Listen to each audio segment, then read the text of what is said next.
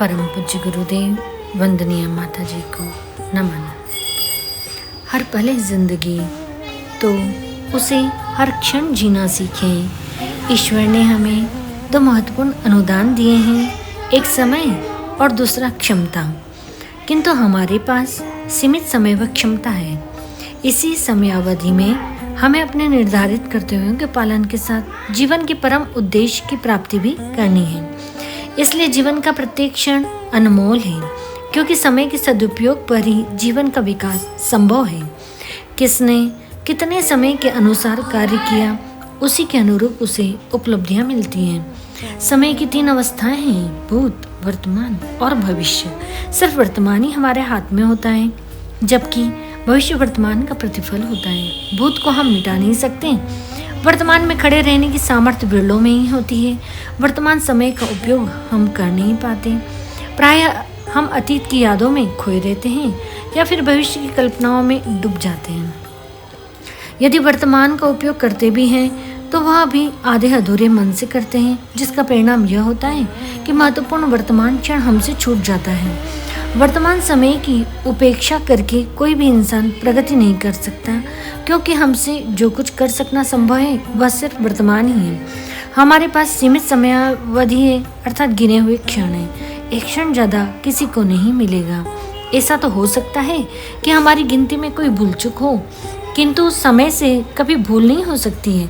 हम चाहे वर्तमान समय का उपयोग करें या न करें, प्रत्येक क्षण हमारे हाथों से रेत के समान छूट रहा है और एक दिन हमारी मुट्ठी खाली हो जाएगी। तब हमें काल के चक्र से कोई नहीं बचा सकता है। इसलिए हमें सचेत होकर अपने वर्तमान समय का अधिकतम सदुपयोग करना चाहिए। जो व्यक्ति अपने अतीत के बारे में ज़्यादा चेतन होते हैं, अपने अतीत में ही खोए रहते हैं, वे प्राय मनोरोगी हो जाते हैं, क्योंकि मनोरोग अतीत की ग्रंथियों का ही परिणाम होता है। और जो अपने भविष्य की कल्पनाओं में डूबे रहते हैं, वे शेख चिल्ली व पलायनवादी हो जाते हैं। वे भी अपना महत्वपूर्ण समय शेख चिल्ली की तरह कोरी कल्पनाओं में नष्ट कर देते हैं। हम प्रायः भूत व भविष्य के झूले में झूलते रहते हैं, पर जो करना है वह नहीं करते हैं और वर्तमान समय की अवहेलना करते हैं। वर्तमान समय की उपेक्षा ही दुर्भाग्य का कारण है। इस संसार में कोई भी व्यक्ति वर्तमान समय की उपेक्षा कर कभी सुखी, शांत व उन्नत नहीं हो पाया है। वर्तमान समय का जो सदुपयोग करता है वह अपने जीवन में कोई भी उपलब्धि पा लेता है। हमारे जीवन का परम उद्देश्य ईश्वर प्राप्ति है। अतीत और भविष्य की सोच व कल्पना ही मनुष्य और ईश्वर के बीच का पर्दा है। सारा मायाजाल अतीत व भविष्य से आता है। वर्तमान समय का सदुपयोगी वह मार्ग है जिसके द्वारा हम ईश्वर को प्राप्त कर सकते हैं। वर्तमान में टिकने पर ही विकास संभव है। महात्मा बुद्ध ने कहा था, जिस दिन से मैं ठहर गया मैं बुद्ध हो गया। जो वर्तमान में जितना ज्यादा टिकेगा वह संसार और अध्यात्म दोनों क्षेत्रों में उतना ही सफल होगा। जो कुछ करने की क्षमता है वह इसी पल में है। यदि हम अपने जीवन में कुछ करना चाहते हैं तो वर्तमान क्षण को व्यर्थ में न जाने दें। जीवन कितने ही तरह से खोता है, पर सच तो यह है कि हमें होश ही नहीं। हम अपनी यादों, सपनों व इच्छाओं के पीछे दौड़ते रहते हैं और जाने अनजाने हम वर्तमान समय की उपेक्षा करते हैं। यदि जीवन को संभालना व संवारना है तो अभी से हमें वर्तमान के प्रति सचेत होना होगा।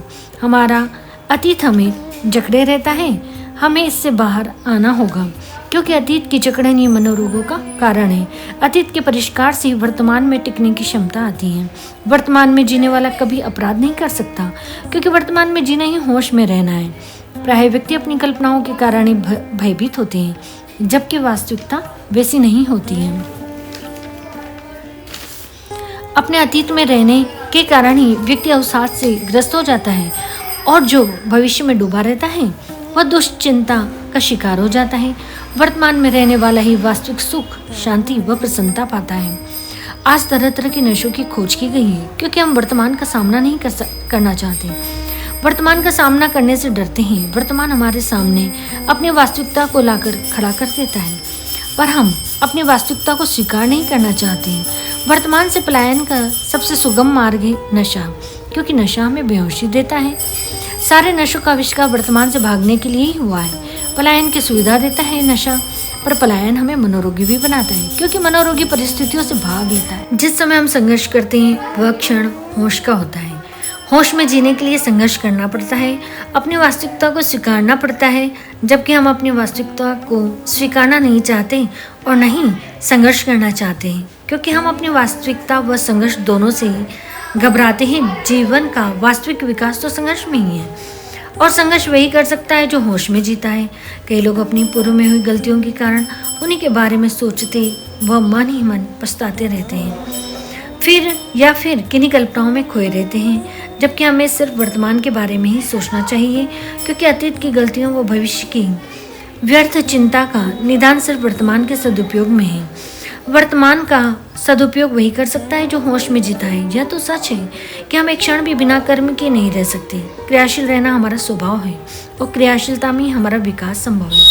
यदि सचेत होकर कर्म किया जाए तो बहुत सारे अनावश्यक कार्यों व अपराधों से अपराध करने से बच सकते हैं। जिस दिन हम कुछ कार्य करते हैं तो उस दिन हमें बहुत अच्छा लगता है, एक विश्वास जगता है और भीतर से आत्मसंतोष भी अनुभव होता है। पर जब सारा दिन यूं ही कोरी कल्पनाओं और योजनाओं को बुनने में गुजार दिया जाता है तो खोखलापन व बेचैनी अनुभव होती है। इसलिए हमें सचेत होकर क्रियाशील रहना आवश्यक है, अन्यथा धीरे धीरे शरीर व मन दोनों ही बेकार हो जाएंगे। यह सच कि कार्य करने में बाधाएं तो आएंगी और टूटेंगी भी, और निरंतर करते चले जाएं तो एक दिन उपलब्धियां मिलेगी। यदि हम गंभीरता से अपने जीवन का अवलोकन करें तो स्पष्ट होता है कि हम बातें तो बहुत अच्छी करते हैं, पर वास्तव में हमारी जीवन शैली वैसी नहीं होती है। जबकि विकास के लिए आवश्यक है कि हमारी जीवन शैली भी हमारे उद्देश्य के अनुरूप हो। जो वर्तमान में ठहर जाता है, जिसने वर्तमान का सदुपयोग करना सीख लिया है, वह सभी आपदाओं से उबर जाता है। इसके लिए सबसे पहले आवश्यक है कि वर्तमान में जीना सीखें। दूसरा, अपना लक्ष्य स्पष्ट करें, अर्थात यह स्पष्ट करें कि क्या करना है। हम लोग प्रायः उधार की जिंदगी जीते हैं क्योंकि हम दूसरों के जैसा होना चाहते हैं, जिसमें सब लोगों को मान सम्मान मिले। हम वही बनने चल पड़ते हैं। यह हमारी सबसे बड़ी भूल है, जबकि प्रत्येक व्यक्ति की अपनी एक मौलिकता है जो अन्यत्र नहीं हो सकती। हम अपने ही जैसे हैं, इसलिए लक्ष्य भी अपने ही जैसा होना चाहिए। अपने लक्ष्य को निर्धारित करते समय अपनी क्षमता और मौलिकता का विशेष ध्यान रखें। तीसरा, कार्य को प्राथमिकता के अनुसार श्रेणी में बांटें। महत्वपूर्ण कार्य को सबसे पहले करें। मनोवैज्ञानिक दुनिया सबसे महत्वपूर्ण है, जो हमें हर पल उठाती व गिराती रहती है। इसका सृजन हम स्वयं करते हैं। यह वह दुनिया है जो हमें हर पल प्रेरित करती रहती है, इसलिए इसे ऊर्जापूर्ण एवं प्रेरक होना चाहिए, न कि अवसादग्रस्त बनाने वाली। इसे ऊर्जावान व प्रेरक बनाए रखने के लिए नित्य की साधना व स्वाध्याय अति आवश्यक है। आज कोई वर्तमान का सामना ही नहीं करना चाहता, जबकि वर्तमान में अनेकों विभूतियां व उपलब्धियां हैं। यदि कोई वर्तमान समय में टिक जाए तो उसे सबसे पहली उपलब्धि एकाग्रता मिलेगी। अतीत व भविष्य हमें भटकाता है। भटकाने वाली सारी विषय वस्तु अतीत व भविष्य से आती हैं। वर्तमान में टिकते ही हमें स्वाभाविक रूप से एकाग्रता आ जाती है। इसकी दूसरी उपलब्धि है कुशलता। जब व्यक्ति किसी कार्य को एकाग्रता पूर्वक करता है तो वह बहुत जल्दी ही उस विषय में कुशल हो जाता है। तीसरी उपलब्धि है सृजनता। एकाग्रता से मौलिकता का विकास होता है। और चौथी उपलब्धि है अंतर्ज्ञान। जब व्यक्ति किसी कार्य के प्रति एकाग्र होता है तो उस एकाग्रता के फलस्वरूप अंतर्ज्ञान होने लगता है। स्वतः ही उसके सामने सारे भेद उजागर होने लगते हैं।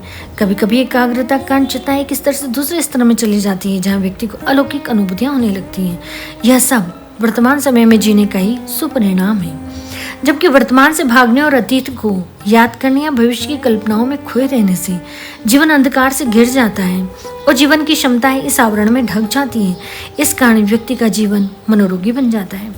वह वर्तमान में ठहरता ही नहीं और अपनी अतीत की स्मृतियों या भविष्य की कल्पनाओं में खोया रहता है।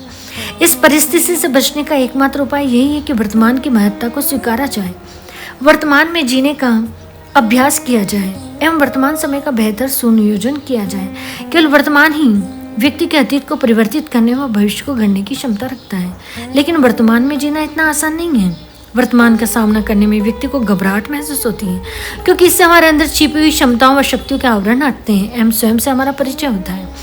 अतः इस महत्वपूर्ण लक्ष्य की प्राप्ति के लिए हमें आज से वर्तमान में जीवन जीने का संकल्प लेना चाहिए और अपने जीवन में आने वाली अतीत की स्मृतियों से सीखने का प्रयास करना चाहिए और भविष्य की कल्पनाओं को साकार करने की तैयारी वर्तमान समय में करनी चाहिए। वर्तमान जीवन ही हमें होशपूर्ण, जागृत व शक्तिवान बनाता है। अतः पंडित श्री राम शर्मा आचार्य जी के मंत्र हर दिन नया जन्म, हर रात नई मौत को जीवन में धारण करना चाहिए। सभी को प्रणाम।